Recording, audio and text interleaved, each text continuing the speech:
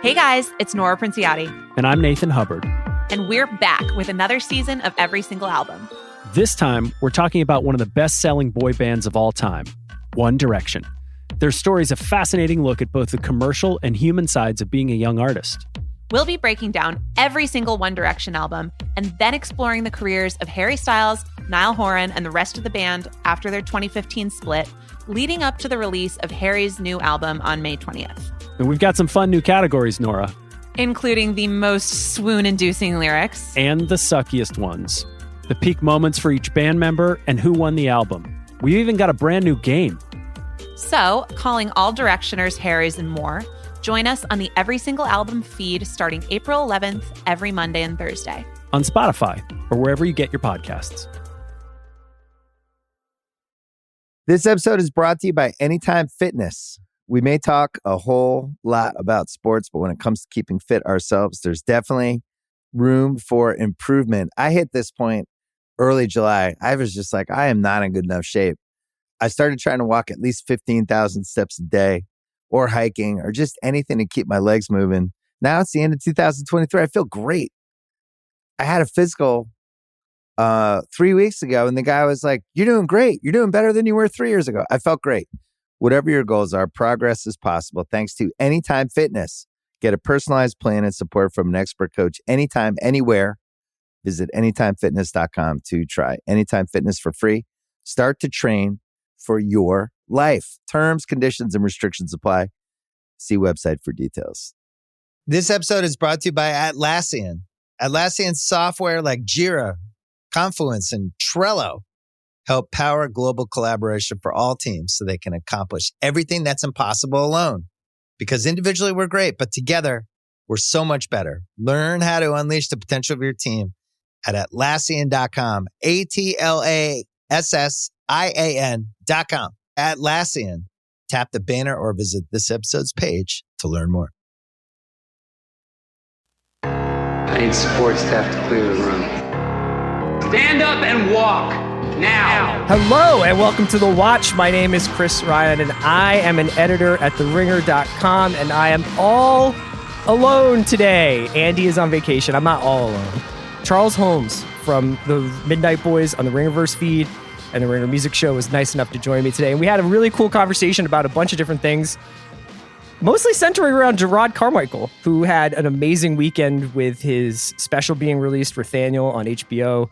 And he also hosted Saturday Night Live. Charles and I also talked about Winning Time. We talked about Atlanta, and we talked about Moon Knight, and we talked about the MCU, and we talked about Prestige TV. It was a really cool conversation, hit on a bunch of different topics. For later in this week, I'll just give you guys a heads up. There will be Tokyo Vice content later this week. And I also want to get back into Severance. So I will probably have some conversations about that. Severance is winding up its first season, and it's just been an extraordinary show this season. So I can't wait to chat more about that. But without further ado, let's get into my chat with Charles, and I'll be back with you guys on Thursday. Charles, thanks so much for joining me, man. I really wanted to do this for a while. I've been loving Midnight Boys so much. And especially, I don't know if people have been listening, but I wanted to just dive into this right away. Screenergate, because I thought this was like the funniest thing that's ever happened. So Charles and Van obviously do these instant reaction podcasts to the latest Marvel and Star Wars stuff, to genre stuff that's on Disney Plus and other channels. But the premise is essentially like, we just came fresh out of the experience and we're supposed to give our instant reactions. And Charles let slip recently that he had actually imbibed in more than one Moon Knight, thus thrusting him into the future and ruining the entire premise of the Midnight Boys, questioning his integrity as a podcaster, as someone who gets material from Bob Chapek. You know, like all these things now are in question. So Charles, it's been a tough week. I know you've had a tough week for me. Have you resigned from the Academy yet? I'm almost there. What I've been telling people it's like is, hey, if big old Disney slides into them IG DMs with a nice big booty, I'm going to take a look, okay? I got caught. I apologize to my wife and my family. I will be better next time. But it's a season of healing. Like, how dare you watch 4 episodes? I'm like, all right, guys. All right. I'm a man of temptation, okay? I could be tempted. I was wondering whether or not, because like, I often struggle with this when I'm talking about shows. Is like I'm trying my best to watch things week by week because I do think for something like Severance, for instance, it kind of like if you were watching something like that is so twisty and so kind of dependent, like the experience of the show is rooted in like the breadcrumb trail that you follow to find out what's happening with these people. Like if you're watching it 3 episodes ahead, or if you've watched the entire season, but you're pretending kind of like, well, we'll see what happens in episode 4. Like I've always had a really hard time like pretending to be that person, like where I don't know. Let's see what happens to Kendall Roy next week on Succession, You see, I used to be that way. Early in the Midnight Boys, I'm like, partly out of laziness. I'm like, I'm not watching all these screeners. But there was this air where all the other critics, I was reading New York Times, Rolling Stone, Hollywood Reporter, everybody had watched all 4. And I'm just like, all right, I have to watch all 4. They say something big is going to happen. I need to watch all 4. And then I was just like, oh, I do not need to watch all 4. And also what I did not realize is I'm still a newborn podcasting baby.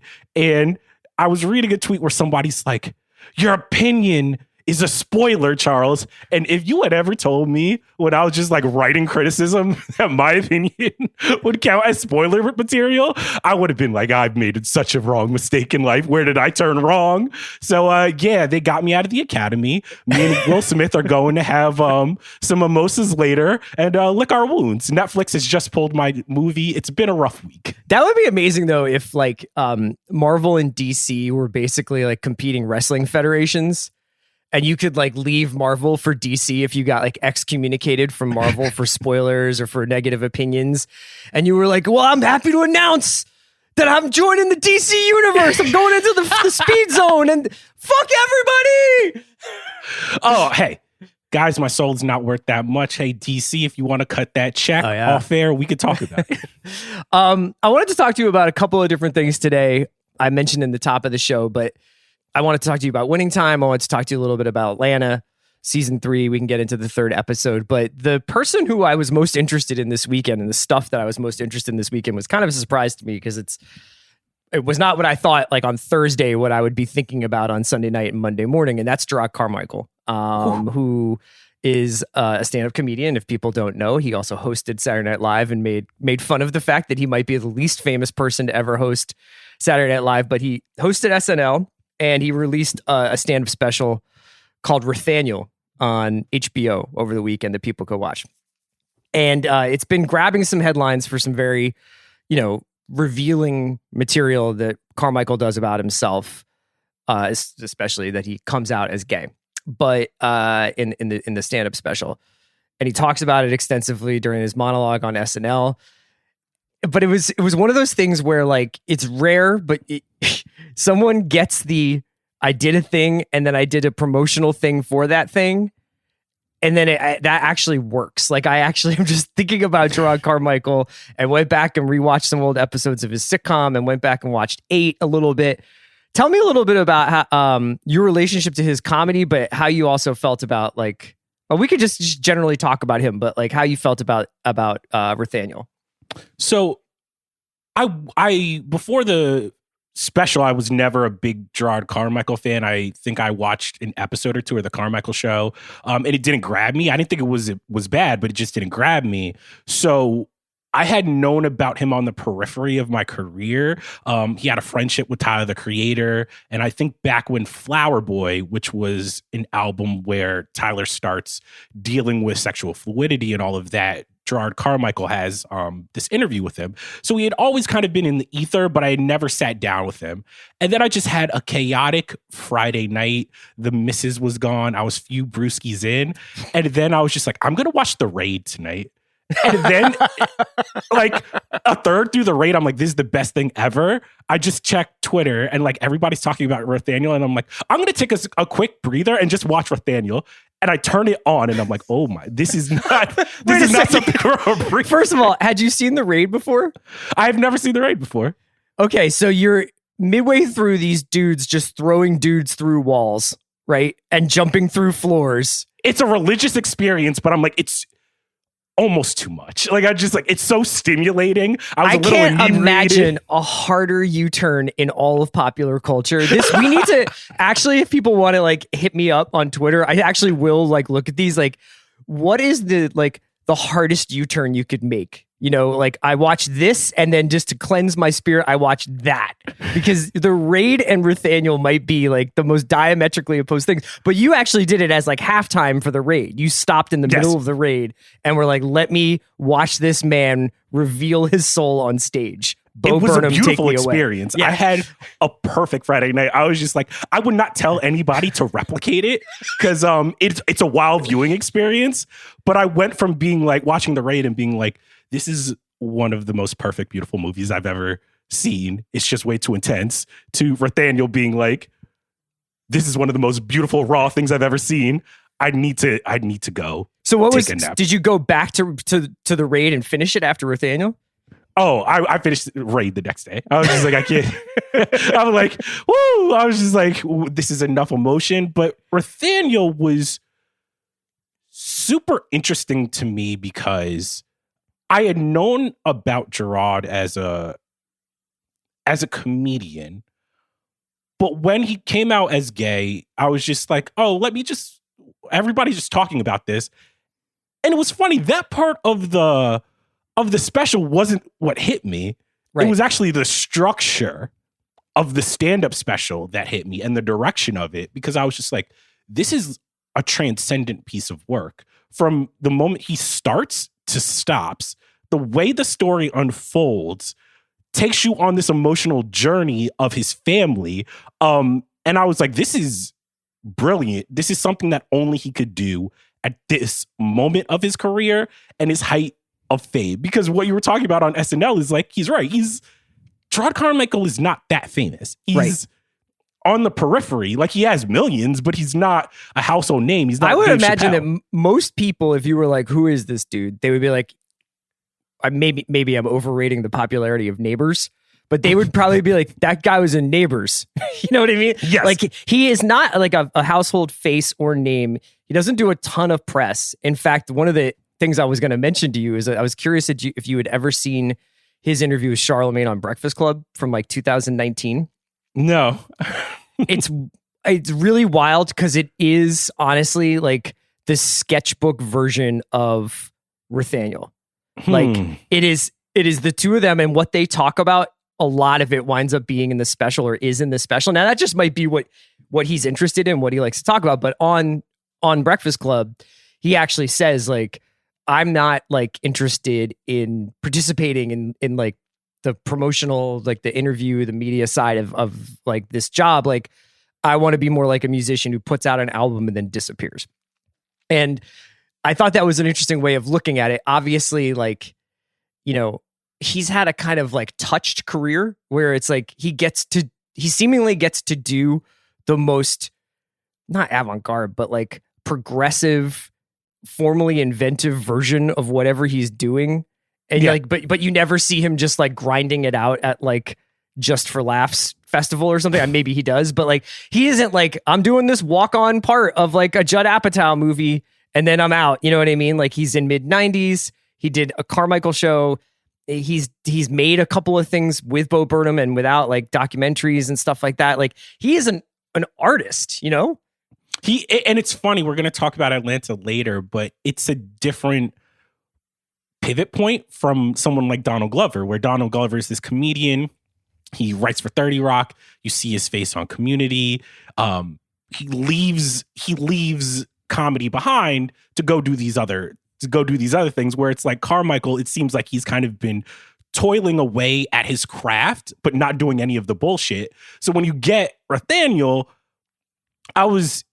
it is such a masterful performance, because emotionally when I'm sitting there, I'm starting to feel the way that Jerrod feels about his family, where he starts off the special talking about Jerrod is his middle name. That's not his real name. So there's this mystery going on where you're just like, what's his, like, as an audience, we know it's Rothaniel, but still while you're watching it, I'm like, I want him to say it. I want him to say the name. Yeah. And throughout that, he starts this story about how from his grandparents, his grandfathers being out there, having a lot of kids, both illegitimate and not. It's a family tree. He tells you this story, and he talks about his family in such a loving way where you're just like, oh, I love his family. His family, these are a bunch of kooks. It's crazy. And then you get to this moment where he starts peeling back how each family member hurt him after he came out. And it does this thing where you're like, oh, I get what he's doing. He is making us fall in love with his family as an audience to show you how heartbreaking it is when somebody close to you doesn't accept you. Right. And it goes far beyond just sexuality, race, or anything like that. It's like this very human thing. And I don't even know if I could call it hilariously funny. It's just raw and real. Even I would go as far to say that when he does jokes in this special, it's kind of weird. I don't want to like give away a ton that so that I want people to go experience it. But like, there's the first joke he tells is about the name, and he goes up on stage and he basically reveals that Jerrod is not his first name. And he starts to tease out what his first name is. And it's like a combination of his two grandfathers' names. And like, you're like, okay. And like the way it's being shot. So Bo Burnham shot it. And it kind of basically reminds me of like the Bob Fosse movie about Lenny Bruce that he made. Like, but you know what I mean? Like it's so intimate. It's so intense. The framing is so beautiful. The lighting is beautiful. Carmichael's wearing this red silk shirt that's very reminiscent of an outfit that Richard Pryor wore in one of his specials. Like, yeah, it's gorgeous. He's just seated. It's a shot at the Blue Note, the famous jazz club in the Village. And the first joke is Carmichael just is like, yeah, it's the combination of like two of my grandfather's names. He's like, you know, like Toyota-thon. And it's like a word that shouldn't be. And you're like, ha, okay. But you know in your head that like, this is not why you're here, is for like the setup, joke, execution. And I think I did see some people kind of talking about whether or not this is funny, or if this is comedy or stand-up comedy per se. And I don't really get too caught up in those designations, but I was wondering whether or not, like, did you think of it more as like a piece of like personal storytelling or as like a piece of comedy? I thought of it as both, because Carmichael is at a place in his career where he can do something like this. If another stand-up comic that you know nothing about tried to do this, it would utterly fail. He is trading in the fact that he is famous enough for me to know who he is, but not famous enough for me to care. And through this entire... that sounds harsh. But I think that's how he wants it, right? Like, I think he wants you like enough to check it out, but not to be like, oh yeah, I've seen him do this bit before, you know, or like, I know this story. Yeah. Exactly. And I think it is funny enough where I wanted it to be a little bit more experimental, because what he's doing, the actual funny part of it is that like the people talking to him, the audience, the hecklers, become a part of the show. It's almost like a therapy session where he says this joke about some of his girlfriends finding out he was gay and them being some of the most supportive, his black girlfriends, but them weirdly being racist about it when it's a white boyfriend. And there's this woman who just does this long extended wow. And he just rips it, like he goes. And I'm just like, oh, this is like, it's almost like a jazz performance. Yeah, he's doing crowd work. Yeah. Yeah, and the crowd work is done in such a way where you're like, oh, this is a special crowd at a special moment. And it feels electric even in my living room. So that part to me, I was just like, no, that is worth it. Like, that is the funny part of the entire thing. I was just kind of blown away by the whole venture. The lady in the crowd who there's one woman who asks Carmichael at some point if he's carrying around his father's guilt. I was just like, who would ever go to a stand-up special and have the temerity to ask somebody that? But I guess it's the kind of intimacy that Carmichael kind of created in that moment, where it's just like he's talking about all this stuff. He's asking people for feedback. He wants, you know, he's very open when they're like applauding him for coming out, and he's just like, I'm trying to accept this love, you know. It's like, but at the same time, like, you don't have to applaud me. It's really like just an extraordinary piece of work. And then it kind of comes full circle towards the end this kind of confessional thing where the project is the person is not new. I mean, some people might kind of I could see the argument made where you're like, this is kind of like the personal essay version of comedy, where you're really there explicitly to unpack your own shit and entertaining the audience or making them laugh is like a secondary concern. And I think as long as you kind of know that going into it, you will find yourself, like me and Charles have kind of alluded to, just being kind of overwhelmed with the vulnerability and intimacy of it. I wanted to ask you a little bit about what you thought of his, specifically like the mechanics of his performance. Because, when we say something where we're like, oh, it's really personal, it's really confessional, or, it's so vulnerable and intimate, that kind of doesn't speak to the level of craftsmanship that's there. Because I do think that there's like an astonishing level of craftsmanship in terms of like his gestures, the way he holds his body, and then also the way that Burnham shot it. Yeah, it's like hearing a symphony, because you see this red, and it's close up on his face and on his body, and his body's not confident.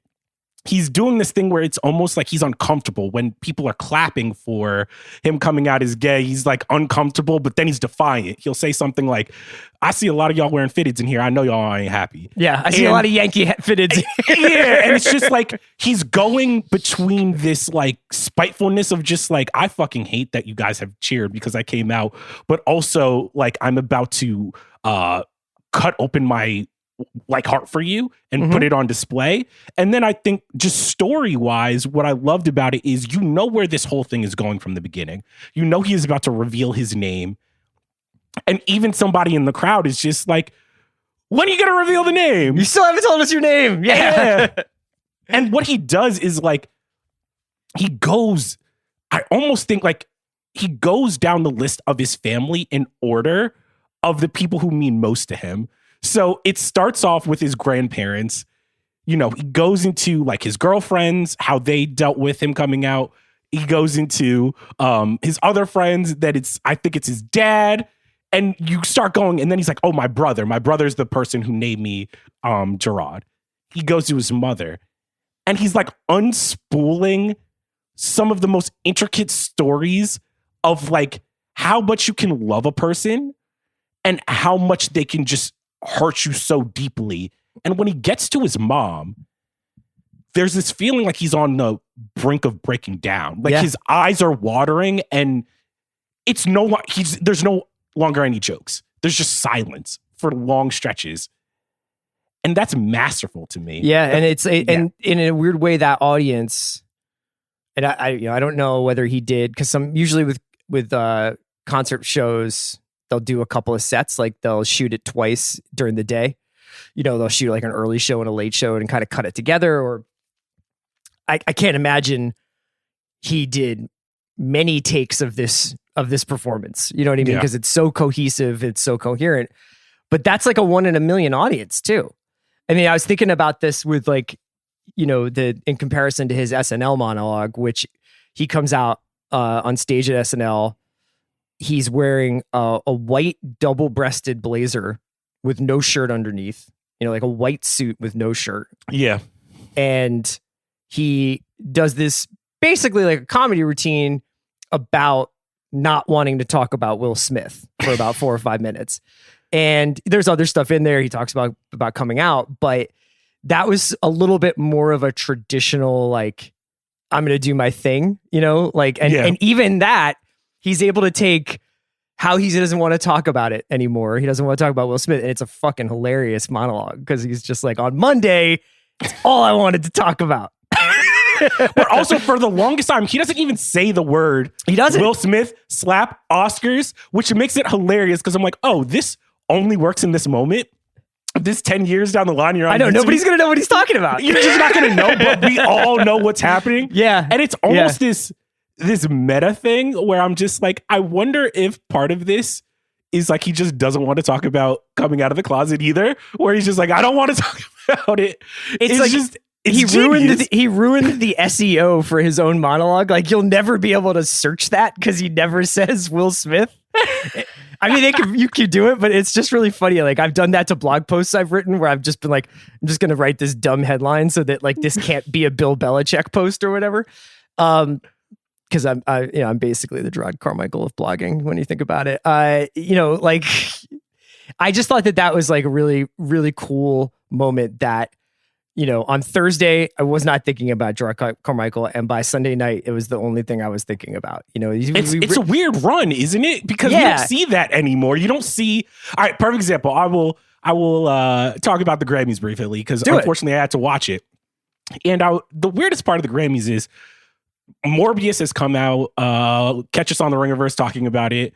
And it was this typical thing where Jared Leto comes out on stage because he has to promote Morbius, and whoever's introducing him like, hey, Jared Leto's here and he's in the new movie Morbius, and we all know like just how shit the movie is, and all Jared Leto's like, all right, announcing the winner is like Justin Bieber, and I'm like, he doesn't want to be here. This isn't gonna work. Nobody from the Grammys is gonna be like, oh, Jared Leto has a Marvel movie out, of course, right? So seeing it happen with Carmichael, you're just like, oh, this is like 25, 30 years ago. This is the old way of doing things. And weirdly, it's working for Carmichael in a way it will just not work for Leto. I just found it fascinating. Well, the music comparison works too, because like I said, Carmichael is kind of like, like he said, like I like to put out an album and then disappear.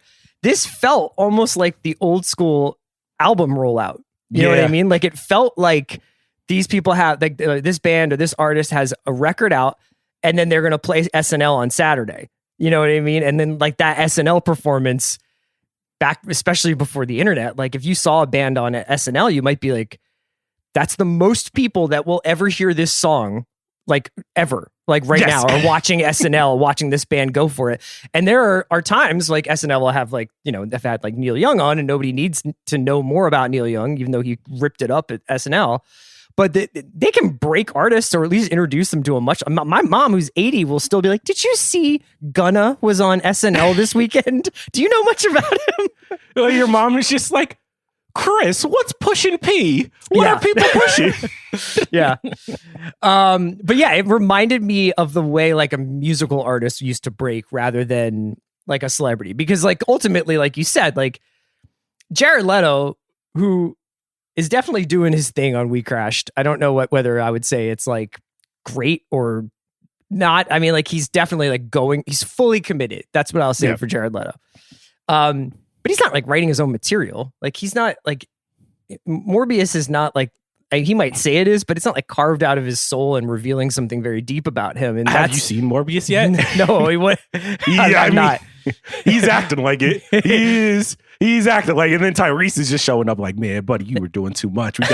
We're just collecting this check. Did you see that poor thing when Tyrese got like basically hoodwinked about Martin Scorsese this weekend?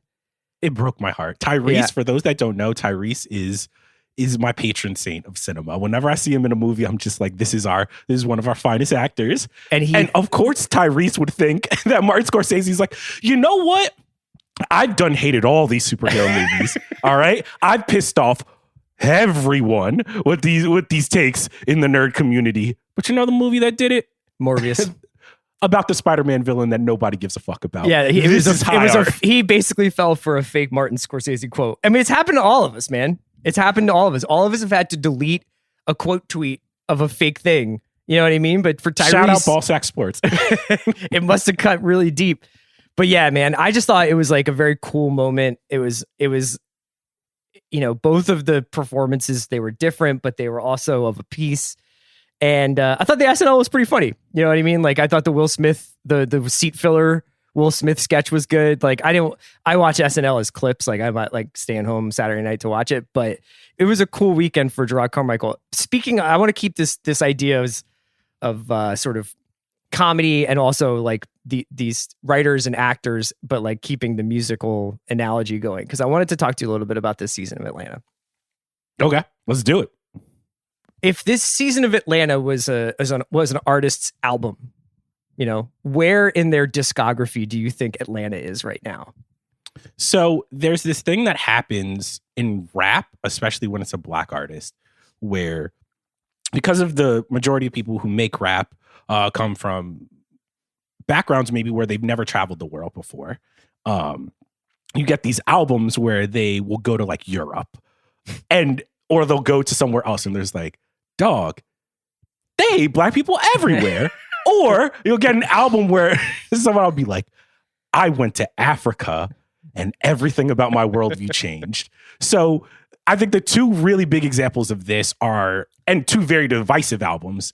You get like a Kendrick Lamar album where he goes to Africa for the first time and he comes back and he wants to make this like freewheeling jazz project to contend with Good Kid, Mad City, which people were frothing at the mouth over and were just like, this is the best thing since Illmatic. Or you have someone like Kanye who releases My Beautiful Dark Twisted Fantasy, comes back, he does everything right. And then he goes to Paris, he tries to get the fashion industrial complex to accept him. They don't, and he comes back with like Yeezus, and he gets like Daft. I am an angry god. Yeah, I am a god. Black skinhead. All this shit. Yeah. And to me, that's this season of Atlanta, where it's about what happens when you're successful as a black person, and you finally get to travel, and you have the money, and you have everything that you want, and your life isn't that much better. Yeah, and that's why I think Donald Glover, a little salty. He's throwing a little acid out on the TL. What are your thoughts on this, Chris? Well, Andy and I talked to Hiro Murai a little bit about this, when he came on the show last week and we were asking him about, because Hiro was like, he was like neurotic about, like, he was like, I'm more neurotic about like making Atlanta and like making sure we have everything we need and everything. And I was like, so how does it feel when Donald's like comparing Atlanta to The Sopranos and stuff like that? And he was just like, well, I appreciate his, he's like, I appreciate the swagger or whatever. But I think that like this third episode was very funny, and it's like very obviously rooted in like, it was clearly like an anthology of personal experiences at weird parties that these people have been through in the last 5 years. And I thought it was an interesting mix of, what seemed like real life experiences and also what seemed like the experience of being online, I do think that sometimes I'll be interested to see, like, especially as like we kind of make more and more stuff in the years to come, how much like online brain seeps into stories that we're telling, or like experiences that people have by being online, especially coming out of the last 2 years where I feel like most people have probably spent most of their time in some form or another being online. Like there was a couple of things that happened in the third episode of Atlanta, which I don't doubt happened in real life, but also felt like, what if Twitter was real? Oh, there were a couple jokes. Even the 21 Savage joke, I was just like, this, I can tell you've been holding on to this season forever. But the thing that I find interesting is, did you read the Brunson, the creator of Abbott Elementary's Quinta's interview in, I believe it was New York Times or New York Times Magazine? Oh yeah. I didn't get a chance to check it out yet, but I wanted to talk to you about Abbott anyway. But yeah. So she said something to the effect of talking about the success of Abbott Elementary, and she brought up the fact that she had gotten tired of shows that basically felt like they were regurgitating your Twitter timeline. Yeah. And I think that was one thing that Atlanta, when it first debuted, that was novel.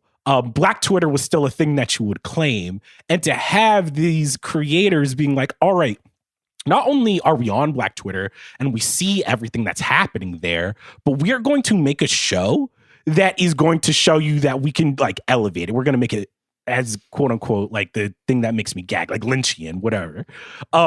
And while that was novel back when did Atlanta debut? 2016? Yeah. It's just not novel now. It's been 4 years.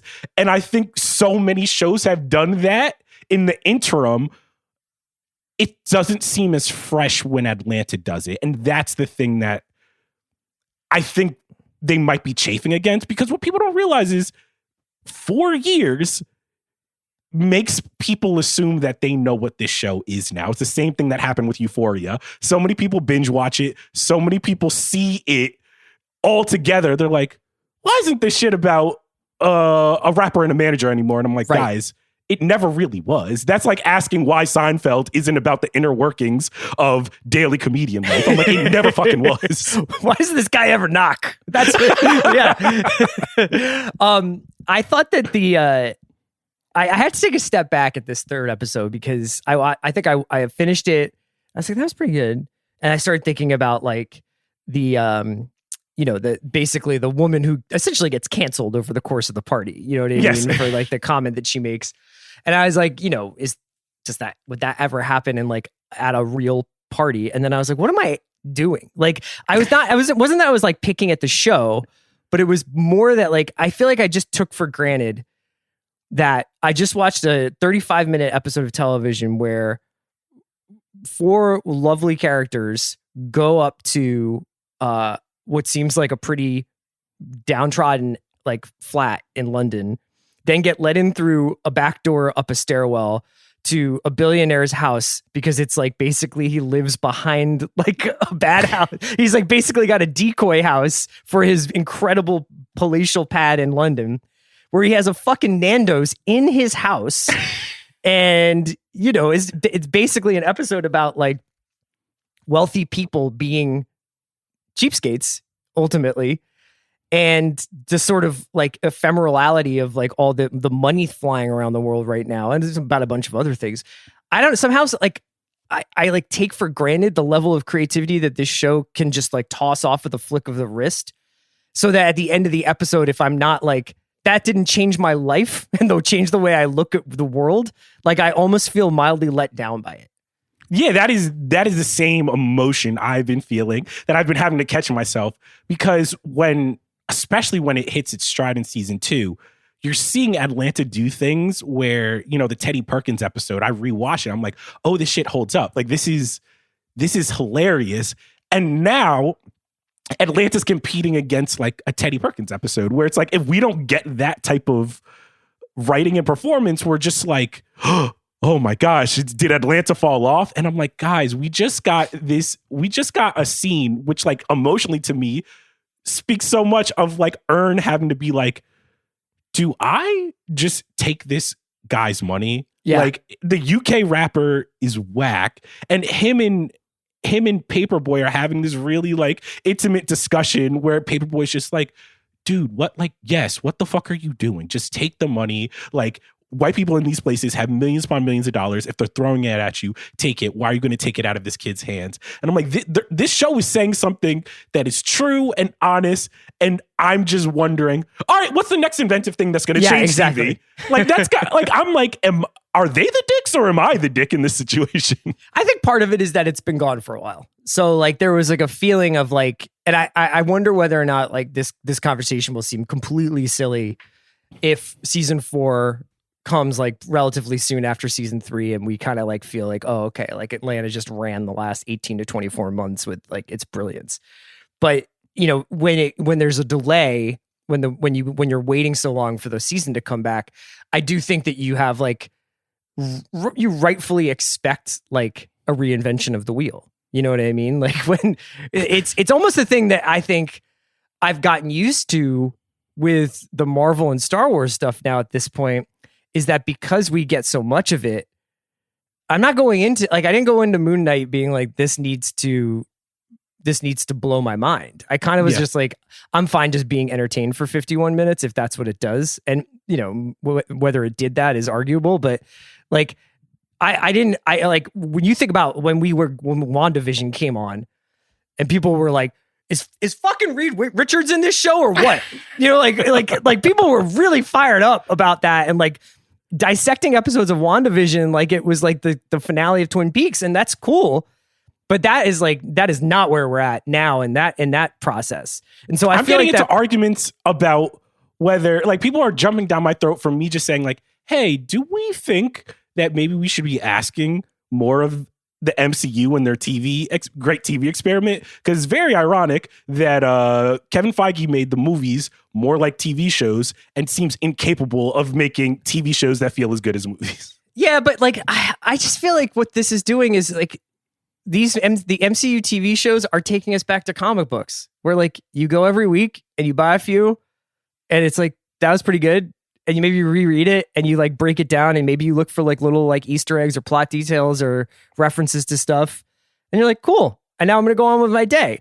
But it used to be what the genius of what he did with the movies and with at least the launch of the TV shows was eventizing something that where like he was like always going to be moving, kicking the can down the road. He inventized like this idea that like once every 5 months, everybody is going to go to the movie theater to watch this story incrementally move forward and think that they were watching Godfather 2, which I'm not like, I love those movies, but like, but what I'm saying is that like, this is a lot more like what my experience of reading comic books was when I was 13 or 15, you know, it's like, yeah, like this is a weekly experience, you know, like, or like, and then every once in a while, a big book or a crossover event happens and you're into it.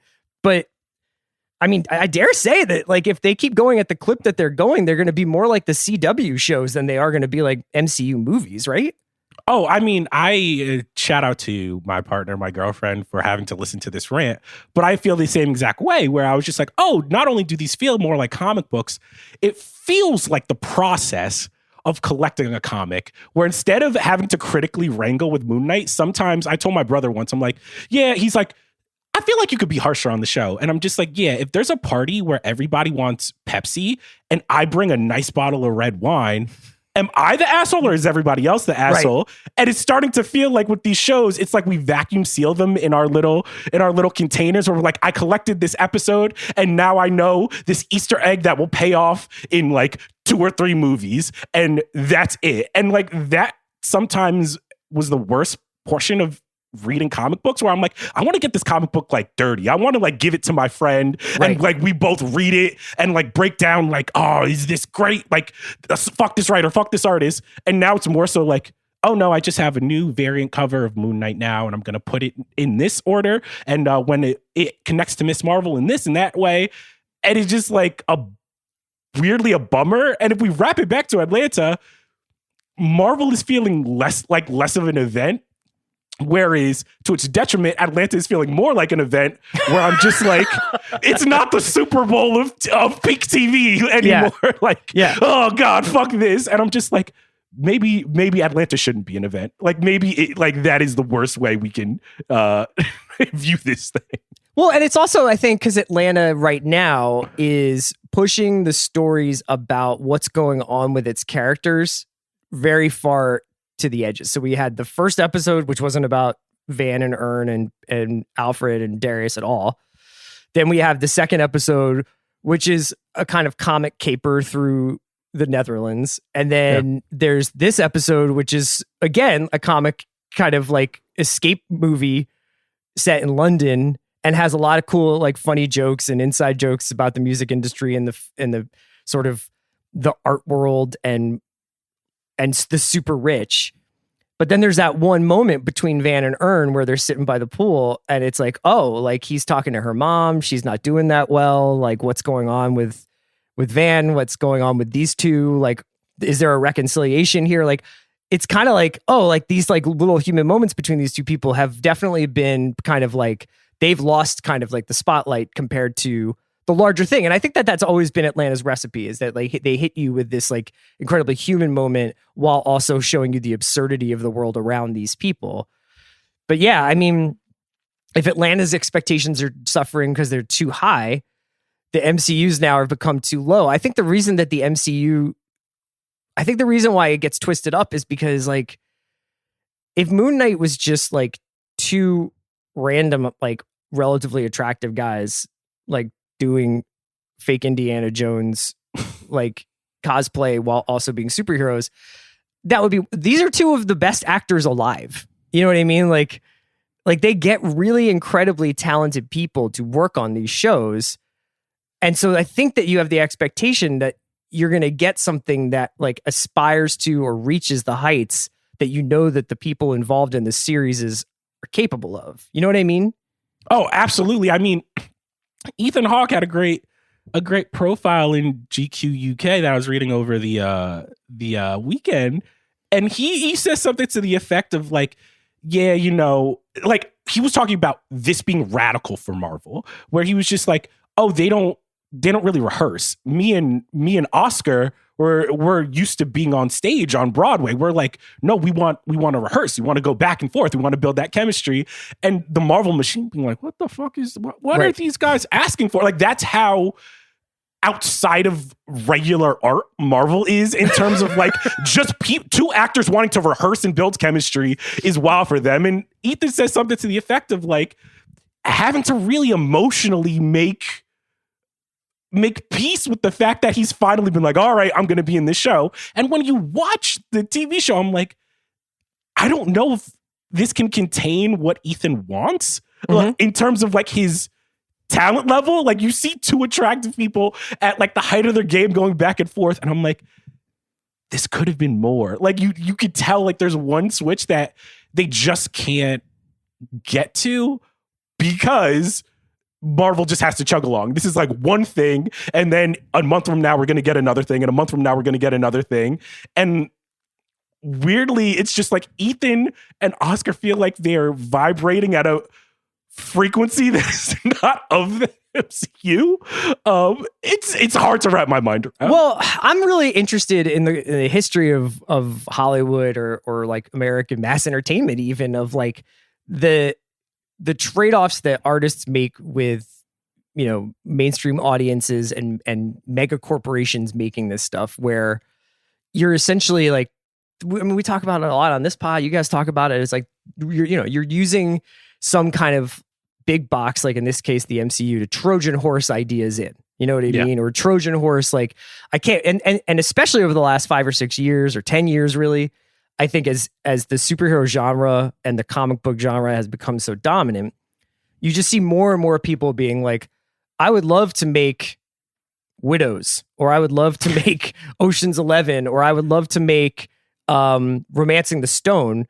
But since I can't just sell those things on their own, I will take this Marvel property and I will like just jerry rig it to have my heist movie or my 90s action comedy or my Lynchian weird meta riff on 50s television or whatever you want to. It's like each one of these shows, and then I will pay the cost to be the boss by like, I will do whatever work Marvel needs me to do, where I shoot a scene where somebody is just like, that's an Infinity Stone. You know what I mean? Like, and that's the price of doing business now, because it's so hard to get any other kind of original storytelling going. Ethan Hawke, for the last 30 years, 40 years, has essentially been making those original stories. Now, that's not to say Ethan Hawke doesn't make bullshit, you know what I mean? Or that Ethan Hawke never makes bad movies, or that Ethan Hawke's never in, the Magnificent Seven or something, or like a subpar cop movie. But I think that it's interesting to watch this guy who's so obviously conscious of like the ethics that go into storytelling and the truthfulness and the honesty with which he wants to have like a relationship with the stories he's telling, and be like, fuck, man, I'm making content.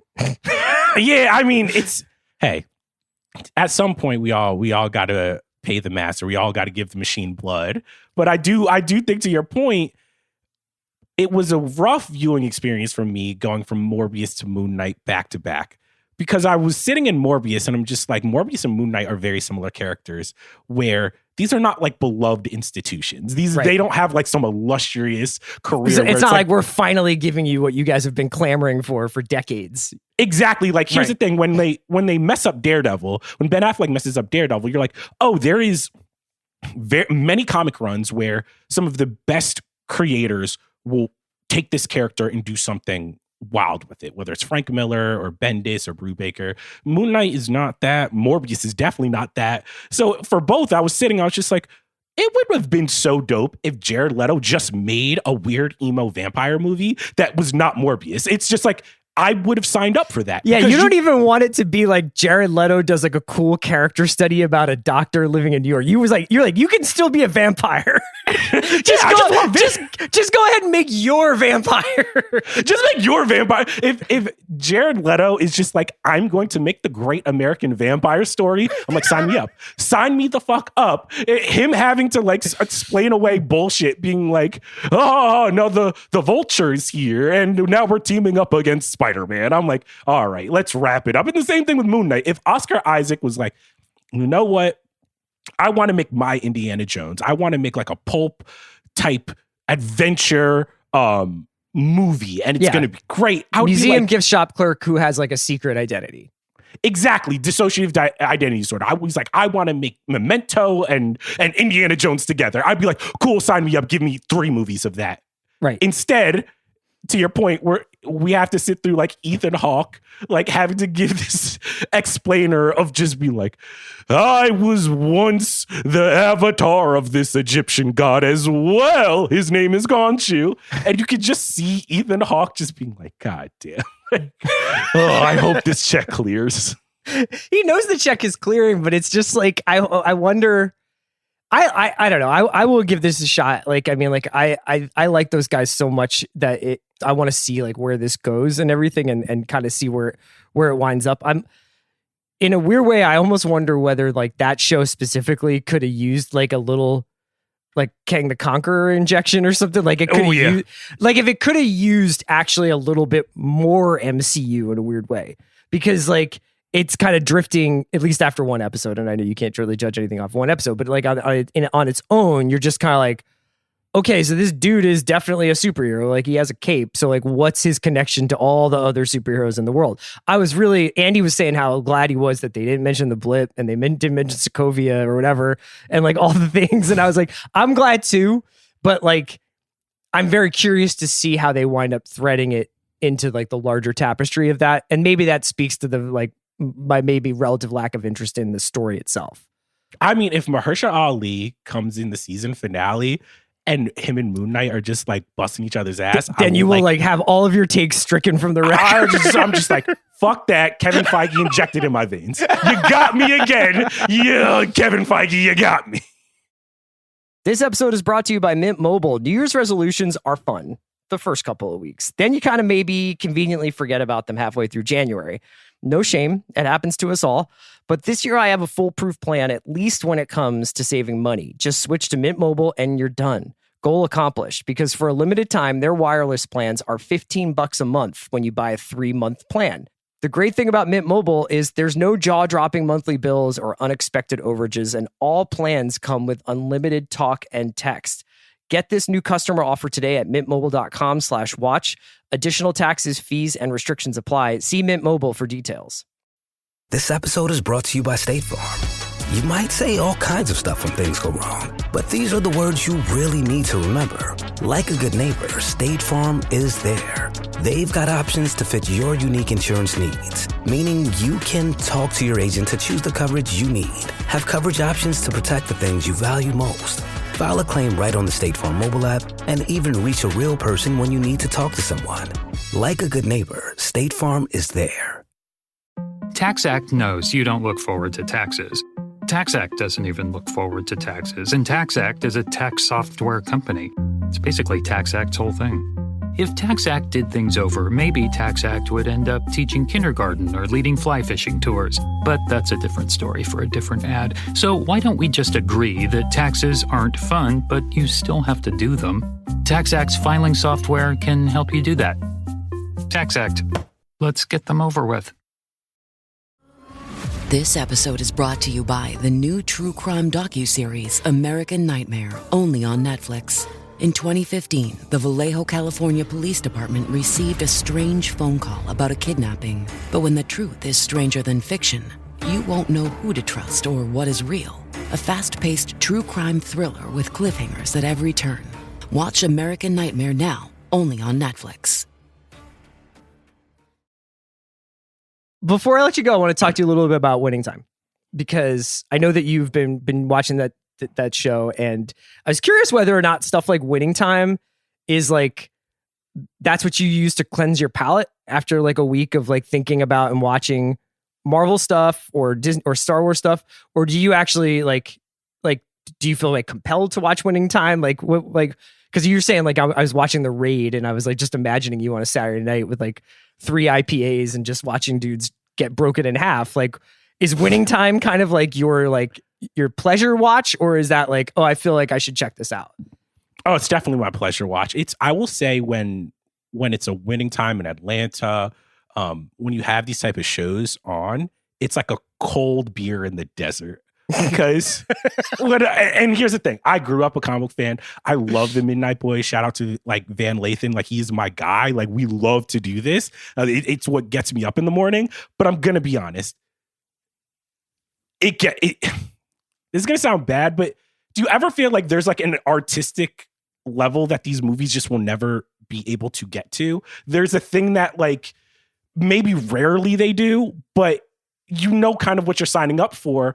And like, I like watching Winning Time struggle from episode to episode to be like, what is this show? All right, now we hit our stride. We're going back. I like watching the mechanics of that. I like watching Atlanta be like, all right, what are we after 4 years? There's that artistic struggle. Yeah. You could see people like aspiring to greatness, even if they fail. That is my favorite thing to watch in television.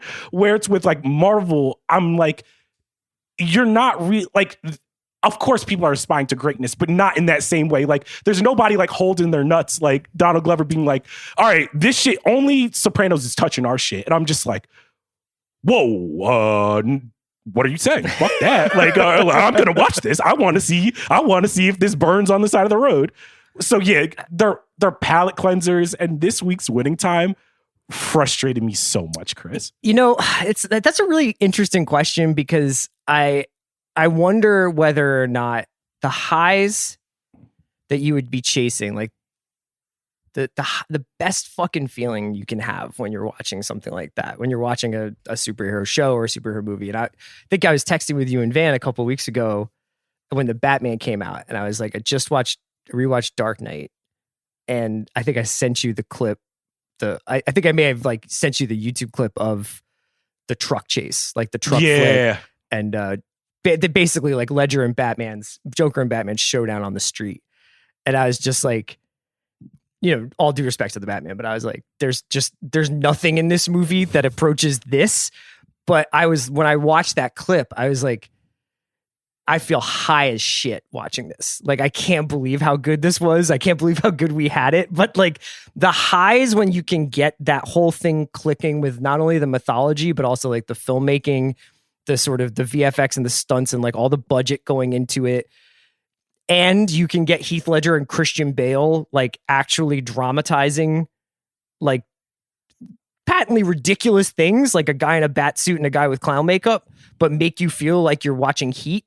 Like that's pretty amazing. And I think that the height of it, I mean, I don't know what you would say over the last like 5 or 6 years are like the peaks of this stuff. So let's say over the last like 2 or 3 years, is there a moment from MCU especially, let's say, that jumps out at you as like, this will be the iconic, people will be looking at this on YouTube in 15 years and like being like, I can't believe I remember where I was when I saw this. Or is it just a compilation of like doubles? And it's like, that was pretty good. And then there was another pretty good moment. And then there was another pretty good moment. I mean, it's hard because like the fan of me wants to say yes, but like the things that jump out to me are not because like cinematically they were gorgeous. Right. It's like, oh, Peter Parker disintegrating. And I remember like where I was and like the whole theater being like, what the fuck is going to happen? And you know, in the back of your mind, it's a comic book movie. He's going to come back. But you're like, oh shit. Like, wait, that was a while ago though. That's what I'm saying. Or even Loki, I like that feeling of like, oh shit, like they're doing the King thing. Jonathan Majors is just going to come in for 30 minutes and do his thing. And it's surprising because it's in a TV show. It's not a Heath Ledger performance, which is like, oh, I can't believe they're pulling this in a TV show. It's not the same feeling that you get in The Dark Knight. And if we connect it to Moon Knight, I was talking to my brother and I'm like, yo, has Hollywood forgotten how to do a chase scene? Because the Moon Knight chase on the Alps is not great. Like CGI wise, there was moments in it where I was just like, I can tell this isn't real. I don't get that feeling of the Bat Pod coming out and like the Joker just like standing there, like daring Batman to come and get him. And I was just like, oh, maybe because we're getting so many of these now, we're never going to get those transcendent moments where you feel like, oh shit, this is why they're going to spend $100 million and get the best actors in the world to don makeup and make us believe that like we're 15 again. Right. I don't know. I don't know. I mean, I think we could do a whole other podcast about how those shows look, and like people have talked really in depth about like the sort of color palette that Marvel works in, and why like the effects don't look great, and why like it always just looks like a kind of mildly overcast day in Atlanta in every one of those shots of everything, no matter where they're set. But yeah, I mean, that is what Winning Time has going for it, right? Is that like, aside from the fact that it's an incredibly compelling story, it just looks different. They're really going for it. And like, you might it grates on me, but that's what I love. Sometimes they make decisions where I'm like, all right, Adam McKay, like, relax. Can we take it back 10 degrees? But the fact that there's a choice, the fact that they committed to something, and from episode to episode, each director either uses it and builds on it. Like the ones that aren't directed by Adam McKay, I've been like, oh, these directors kind of saw what he did, and now they're just like, all right, I'm going to take this part, but I'm not taking this part. And there's an intentionality behind it that I'm just like, this is beautiful. But I'm going to be honest, Chris, not a big basketball head. Everything I know about basketball comes from the podcast that I listen to on the Ringer Network. So the thing that I find funny about Winning Time is I was just like, why isn't this show leaning into the basketball? I thought the last episode before this one, I was like, this is electric. This is watching them learn how to play Showtime basketball is just so infectious. Even in this episode, the stuff that worked for me was the locker room scenes where they're like, did Woods circumcise his own dick with a rock? Like that type of like locker room atmosphere. I'm like, this should have been the whole show. This is what I want. So I wanted to ask you this. So like you were watching this, and like I watched Winning Time, and when Spencer Haywood comes on, I'm like, I know who Spencer Haywood is. You know what I mean? Like, I know what Spencer Haywood did. I can assure you that Spencer Haywood, when he got traded to the Lakers, when he went to sign with the Lakers, was 30. Wood Harris is 52. I fucking love Wood Harris, but he is 22 years older than Spencer Haywood was when he signed with the Lakers. Wood Harris is a great actor and a very good basketball player. I'm sure he's going to do great in this role. And I was so excited to see him, but I was just like, dude, he is not Spencer Haywood's age. When you watch Winning Time, not knowing, I mean, like, did you know what happened to Jack McKinney, for instance? No, and that's the thing actually where it's a weird watch for me, because I feel like I know enough about basketball that like if my girlfriend like turns to me and asks a question about the Showtime Lakers, I can give her like the Wikipedia answer because I watched a documentary once. But I don't know the inner workings of like whether Norm Nixon is going to get traded or not, or what's going to happen to Jack McKinney. And I think that makes it a more pleasurable watch, because when I'm on the Midnight Boys, I'm like, I know too much. Like they're like, I just know too much. I've read these comic books. I know all of the bullshit. I've watched Clone Wars too many times to be just when you watch Winning Time, it's just like my brain is shut off, and I'm just like, cool dunk. Like, great. Like I'm just like, oh, will Magic and Kareem work together? Like I know it in the back of my mind, but when he like throws an alley-oop to him, I'm like, my lizard brain is like, that's pretty too. Yeah. I mean, I think that maybe we're having like the switch where it's like, when I watch Winning Time, I'm like, poor Jack McKinney. You know what I mean? Before and like, as soon as he walks on the screen, I'm like, I say that. And then when I watch like Kenobi, and then I listen to you guys talk about the Kenobi trailer, and you're like, well, then that happens in this animated episode. And I'm just like, what the fuck are they? Who the fuck is the Inquisitor? Like, why are people excited about this guy? Cad Bane comes out, and you're just like, who is this blue frog man? Why is everybody why is Rango on this fucking show?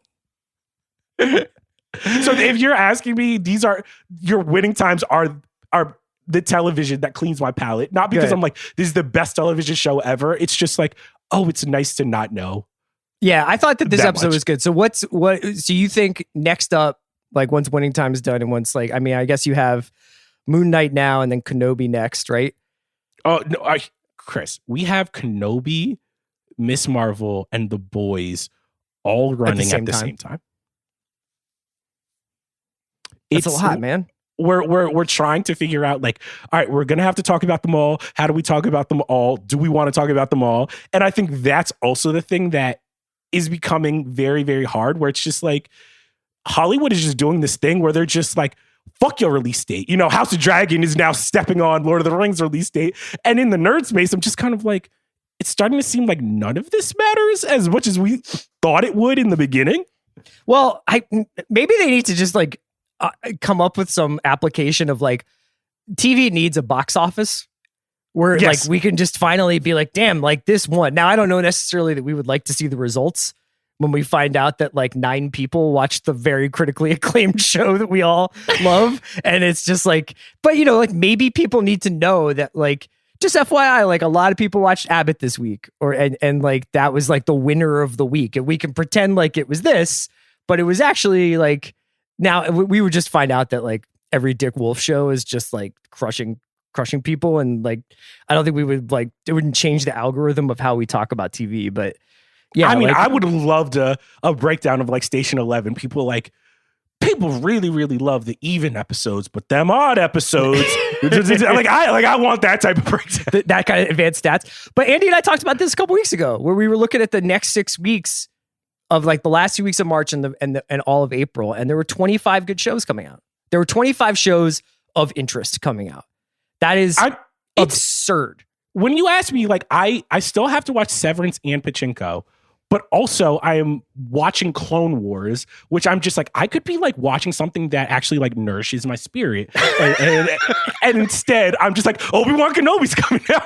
Gotta watch 7 seasons of Clone Wars in preparation. Like, that is the type of thing that like just melts your brain because there's just so much. I tried to rewatch Atlanta before this season came on. I'm just like, all right, homie, you got to pick your shots. I was gonna rewatch Better Call Saul, getting ready for this season. And I was just like, I don't think I have like the stamina or like the bandwidth to do this, which is a shame because that was one of the cool things. Like when Binge Mode would do Thrones and they would do like a giant rewatch before the show would start, you know what I mean? And I would just be like, damn, like this, you can feel the text expanding and growing because of the amount of scholarship they were putting into it. And it's not that like that can't happen anymore, but it is a much more crowded space. Maybe we should just have like award shows, Chris, but do you understand? You having me on today has just renewed my spirit because in 8 minutes, I have to go talk about Morbius. And have you seen Morbius? Do you mind if I give you a mild spoiler? I'm not going to see Morbius. It's okay. Go ahead. There's a point where I'm just like, we have veered off as a civilization because Morbius does a Hadouken style energy blast with living vampires. And I was just like, wait, what's happening? Why is he throwing thousands of vampires with his spirit at another person? And I was just like, Charles, there's so many steps in your life that have led you to this moment. And I don't know if that is like good for me or it's just like I'm going to have to explain this to my children at once, like why dad is a husk of himself. You're going to have like a oxygen mask on. It's just like, can dad have a catch? He's like, dad's trying to get over Morbius. It's been 15 years. But the Hadouken energy blast of vampires ended him, Charles, thank you so much for coming on The Watch today, man. We'll have to have you on again soon. I hope that the rest of Moon Knight treats you better than the first episode. Yo, thank you so much. I had a blast, Chris.